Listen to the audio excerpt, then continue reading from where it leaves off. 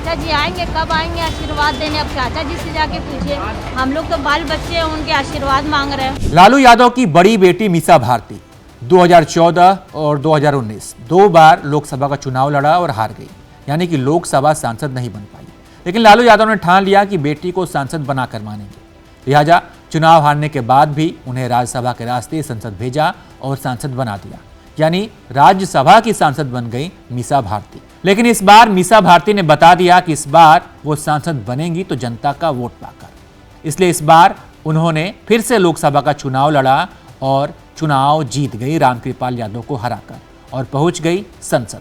लेकिन इस बार राज्यसभा नहीं, लोकसभा। ऐसे में उन्हें राज्यसभा वाली सीट अब खाली करनी पड़ेगी। तो सवाल यह है कि उनकी जगह राज्यसभा जाएगा कौन? क्या लालू यादव इस बार सारण से चुनाव हार गई अपनी बेटी रोहिणी आचार्य को मीसा भारती की जगह राज्यसभा भेजेंगे? इस बार बिहार की 2 राज्यसभा सीटों पर उपचुनाव होना है। एक मीसा भारती वाली सीट है और दूसरी विवेक ठाकुर की सीट। लोकसभा चुनाव जीते विवेक ठाकुर भी राज्यसभा के सांसद थे। ऐसे में उनकी सीट पर भी अब उपचुनाव है, यानी कि बिहार से राज्यसभा की 2 सीटें खाली हैं। तो सवाल है कि इस बार बिहार से राज्यसभा जाने वाले 2 लोग कौन होंगे?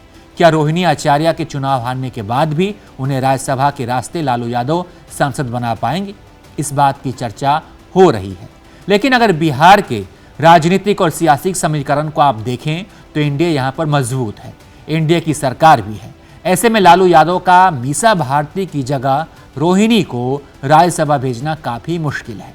बिहार में एनडीए के 123 विधायक हैं, वहीं महागठबंधन के पास 115। ऐसे में महागठबंधन का चुनाव जीतना मुश्किल होगा। हाँ, अगर नीतीश कुमार लालू यादव की बेटी को आशीर्वाद दे दे तो ऐसा संभव है, ऐसा हो सकता है। लेकिन भाजपा के साथ रहते नीतीश कुमार ऐसा करेंगे नहीं। कहना मुश्किल है कि वो जाएंगी कि नहीं जाएंगी।